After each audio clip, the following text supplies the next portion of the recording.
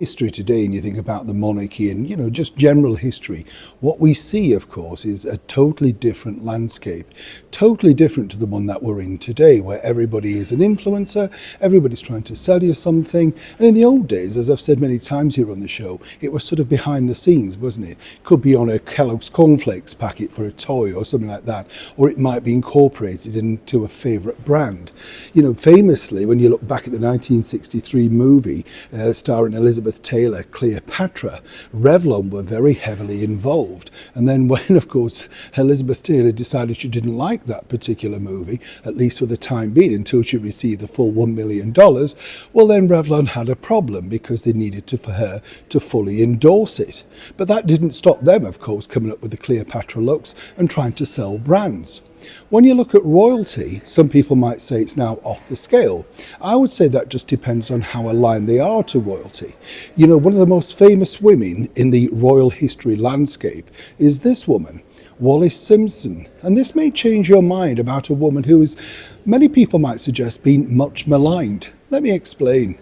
Morning, good to see you. I'm down, of course, as you can see, in the very heart of London's underground, at least keeping a little bit warm and away, of course, from the weather. You've got to find somewhere, haven't you? As I've said before, it's like the war, isn't it, all over again? Freezing out there today, but no snow as yet, although we've been told it for the last few days. I know you like these weather updates, it's very important, absolutely. Now, let's get back, of course, to your royal story of the day. As I say, one of the most maligned people, I would suggest, in royal history, some people might disagree, is Wallis Simpson. And this was because she came out in an era, just at the sort of advent, if you like, of the tabloid newspaper. Everything she did, said, moved, wore, and all the indiscretions were put out, particularly across the European newspapers, while over here in England they were a little bit more reserved, although not too much. Now, we all know the story. He abdicated and they decided to go off in a life of their own. Remind you of anybody? But of course, unlike these two, Meghan and Harry, they didn't have the luxury of a streaming giant Netflix. They had to find their own way.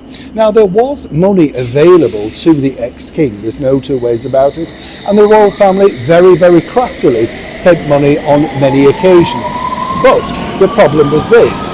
The problem was that Wallis was very expensive, had expensive tastes, and more importantly, he basically gave in to her. Whatever she wanted, she could have, even if he couldn't afford it.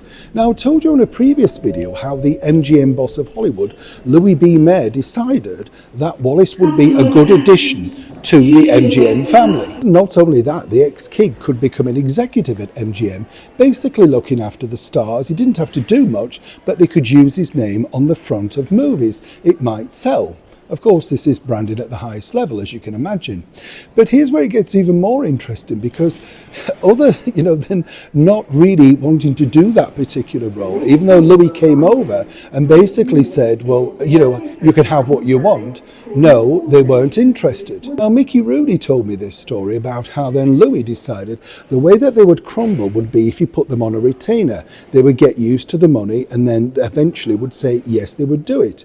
But simply, no, she was backing out. Now, apparently, the king was obviously thinking maybe this could be a way of keeping some money coming in, but she was rather adamant.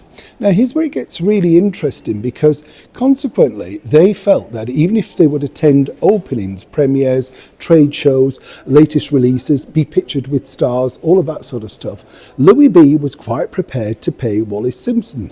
Not so much, of course, the ex-king. He felt that she was the glamorous one, the one that people would write about, and if she was there to grace a red carpet, give a few pithy lines to a radio interviewer, that sort of thing, or even just sit in the audience of the premiere, it would be very advantageous. But again, she said no. Now, a few years down the line, of course, as movies were being made and TV serials proposed about their romance, people went back to her time and time again, offering vast amounts of money just for uses of private pictures or indeed letters, that sort of stuff. She always refused. Now, according to a source, the reason why she turned this down was it wasn't any great grievance with the boss of MGM, Louis B. Mayer, but she just felt that this would be everything that the public would say that she was, money grabbing and fame hungry.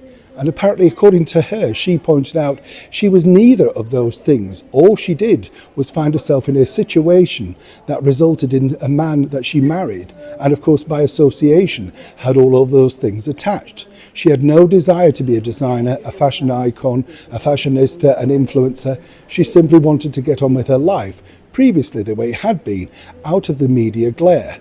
Now, when people compare, of course, Meghan Markle to Wallis Simpson, truly, could you actually say they were the same women?